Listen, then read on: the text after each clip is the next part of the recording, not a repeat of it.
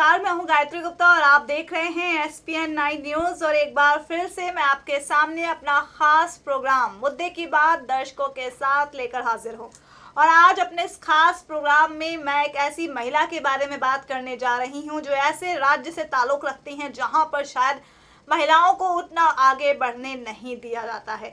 ऐसा हम नहीं कर रहे हैं, बल्कि ऐसी कई रिपोर्ट सामने आई हैं जहां पर कन्या भ्रूण हत्या के मामले भी सबसे ज़्यादा सामने आते हैं। जी हाँ, मैं बात कर रही हूँ हरियाणा राज्य की। और जिन महिला की बात कर रही हूँ, महिला अब देश के कोने कोने में चर्चाओं का विषय बन गई हैं। यही नहीं, हिंदुस्तान ही नहीं, अब उनकी पहुँच तो पड़ोसी मुल्क नेपाल तक पहुँच गई है। जी हाँ, मैं बात कर रही हूँ हरियाणा की जानी मानी डांसर और सिंगर सपना चौधरी की।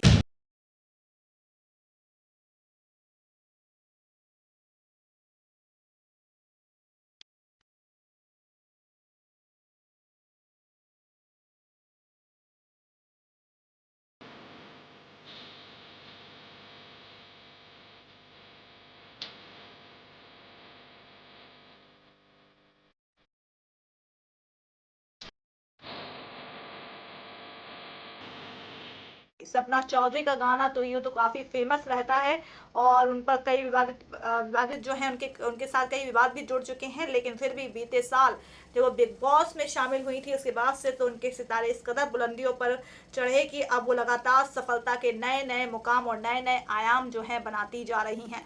सपना चौधरी की फैन फॉलोइंग भी बहुत ज़बरदस्त होती जा रही है। और एक महिला होने के नाते हरियाणा का जिक्र किया तो आप समझ ही गए होंगे किस तरह से हरियाणा में अभी भी महिलाओं की स्थिति उस तरह से नहीं है। हालांकि सरकार बहुत कोशिश करती है, कर भी रही है, और वहाँ महिलाएं बढ़ चढ़कर अब अपने आप को आगे बढ़ाने की पूरी कोशिश भी कर रही है। लेकिन फिर भी कई ऐसी रिपोर्ट सामने आती है जिसमें कई ऐसी बातों का जिक्र किया जाता है जो कि सोचने में मजबूर कर देती हैं कि इस खबरें कि क्या वाकई अभी भी देश में ऐसा होता है।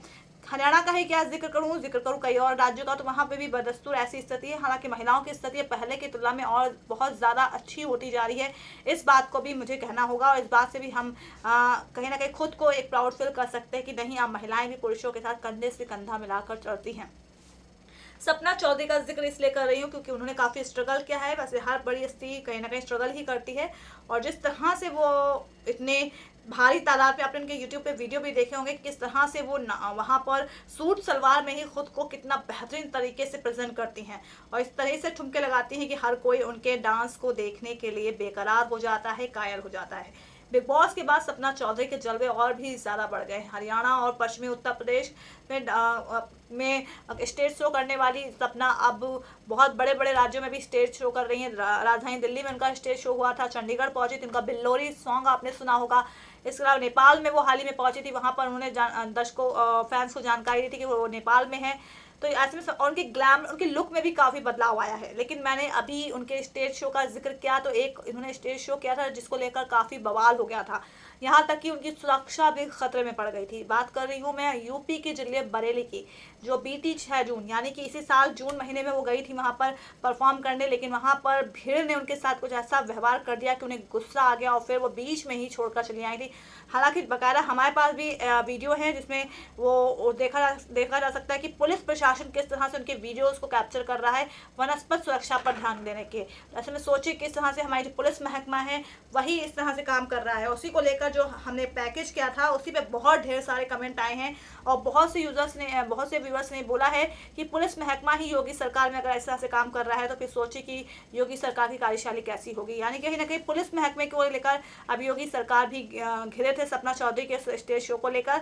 और ऐसे में जो कमेंट अब मैं आपको कमेंट दिखाऊंगी सिलसिलेवार तरीके से कि आखिर क्या क्या लोगों ने कमेंट किए हैं।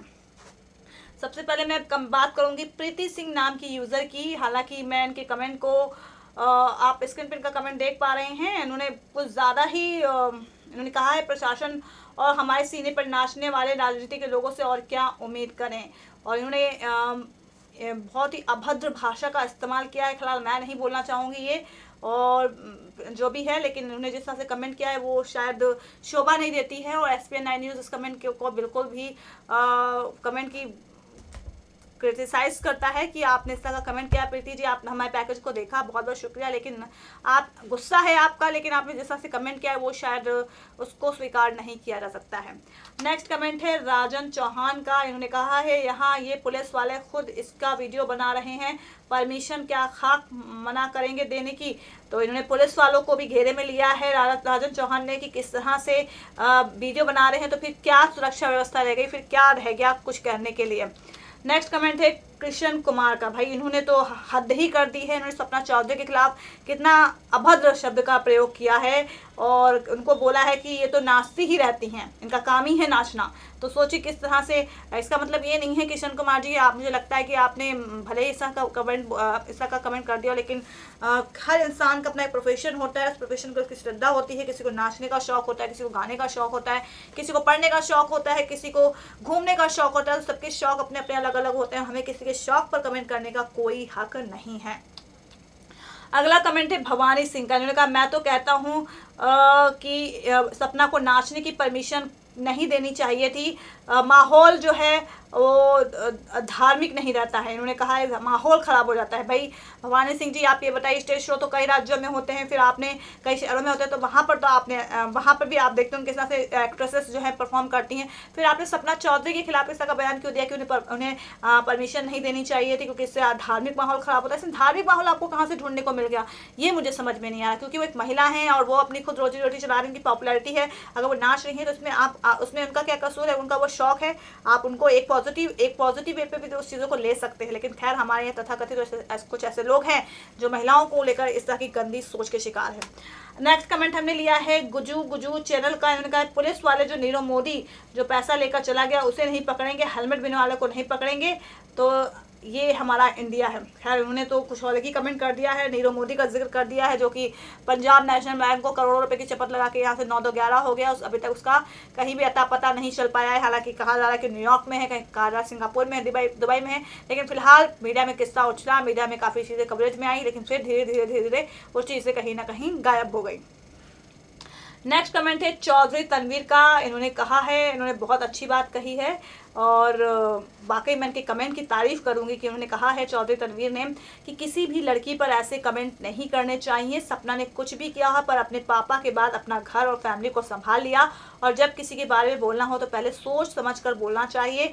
मेरी और सपना की कोई रिश्तेदारी नहीं है, लेकिन ये सब मैंने इसलिए कहा है कि उसने एक लड़की होकर हिम्मत नहीं हारी है। सोचिए, मैंने भी यही बात शुरुआत में कही थी कि लड़की होकर, क्योंकि आप सभी दर्शकों जानते हैं कि हमारे समाज में किस तरह से महिलाओं को आंका जाता है। अगर महिला पुरुष की अपेक्षा जल्दी तरक्की कर जाती है तो तब भी उसको गलत नजरिए से देखा जाता है, उसको पता नहीं किन किन शब्दों से तोला जाता है। इससे आप बहुत ज़्यादा अच्छे से वाकिफ होंगे।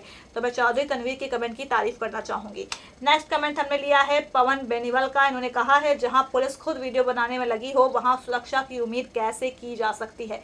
ये बात बिल्कुल जायज़ है आपकी पवन बेनीवाल जी, आपके कमेंट का सबसे पहले शुक्रिया। और आपने बिल्कुल सही कहा कि जहाँ पर पुलिस खुद ही मग्न हो भाई सपना चौधरी के डांस को देखने में, वहाँ पे भीड़ क्या कर रही है सपना चौधरी के खिलाफ, वो उनके साथ क्या बदतमीजी कर रही है, उसमें उनका ध्यान कहाँ जाएगा। खुद वीडियो में भी हमने देखा था कि पुलिस वहाँ पे जो है कैप्चर करने में लगी थी सपना चौधरी के डांस को, खुद ही मजे लिए जा रहे थे और भीड़ क्या कर रही है उनका ध्यान नहीं था। बाकी सही बात है कि उत्तर प्रदेश के पुलिस महकमे को कुछ ना कुछ सीख लेनी चाहिए। हालांकि पूरे पुलिस प्रशासन को उत्तर प्रदेश के हम उस पर कटघरे में नहीं खड़ा कर सकते, लेकिन फिर भी कहीं ना कहीं सवाल तो बिल्कुल जायज़ है।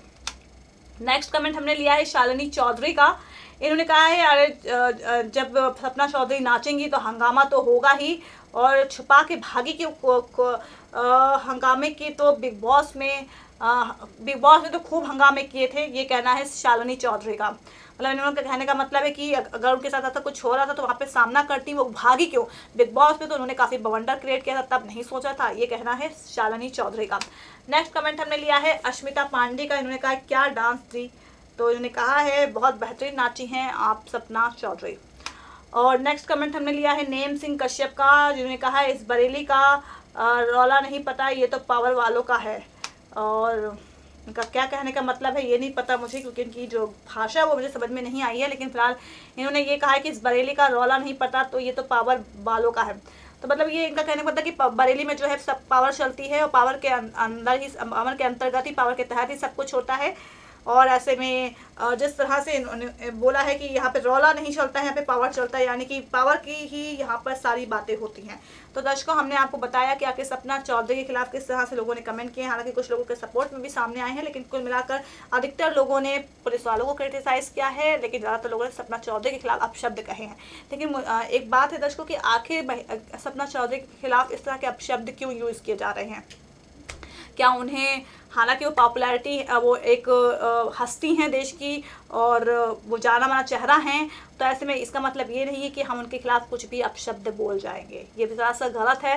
और मैंने शुरुआत में ही, अपने प्रोग्राम की शुरुआत में ही कहा था कि वो ऐसे राज्य से ताल्लुक़ रखती हैं जहाँ पर अभी भी महिलाओं को कहीं ना कहीं जो है बांध कर रखा जा, बांध का मतलब इन द सेंस कि उनको ज़्यादा आगे बढ़ने की छूट नहीं होती है। उनकी अभी भी देखा जाए तो वहाँ पर इस तरह की चीज़ें आती हैं कहीं ना कहीं जो अभी भी देश के विकास को लेकर सवाल खड़ा करती है कि जब ऐसे कुछ राज्य हैं जहाँ पे महिलाओं को अभी भी पुरुषों के साथ कंधे से कंधा बढ़ाने से रोका जाता है, वहाँ से वो ताल्लुक़ रखती हैं सपना चौधरी और ख़ुद को एक बेहतरीन एक डांसर के तौर पर पेश कर रही हैं, गायिका भी अच्छी हैं। तो अगर वो खुद अपनी फैमिली को संभाली, जाहिर सी बात है, एक कमेंट ने, एक यूज़र का जो कमेंट आया था बिल्कुल सही था कि आखिर वो कर रही है तो उसमें क्या गलत है। और किसी महिला के खिलाफ इस तरह से, कोई भी महिला हो, सिर्फ सपना चौधरी ही क्यों, किसी भी महिला के खिलाफ इस तरह के आपत्तिजनक बयान नहीं देने चाहिए। और स्पेन 9 न्यूज़ तो बिल्कुल भी इस चीज़ की आलोचना करता है कि आप लोग जो भी कमेंट करते हैं हमारे प्रोग्राम और पैकेजेस पे, उस पर अपनी भाषा को थोड़ा सा संयम बरतें, क्योंकि आप जिस महिला के खिलाफ बयान दे रहे हैं, या कोई भी महिला हो, सपना चौधरी की ही नहीं, उस पर पता चलता है कि फिर आपका क्या सोचना है, आप किस तरह की सोच रखते हैं, आप खुद को दर्शा रहे हैं। तो दर्शकों, आज के हमारे मुद्दे की बात दर्शकों के साथ में बस यही था, यही थी खास पेशकश जिसमें हमने सपना चौधरी को लेकर बात की आपसे कि क्या क्या व्यूअर्स ने कमेंट किए हैं उनके डांस को लेकर। तो कल फिर से आपके सामने लेकर आएंगे, फिर से अपना खास प्रोग्राम, लेकिन तब तक के लिए नमस्कार।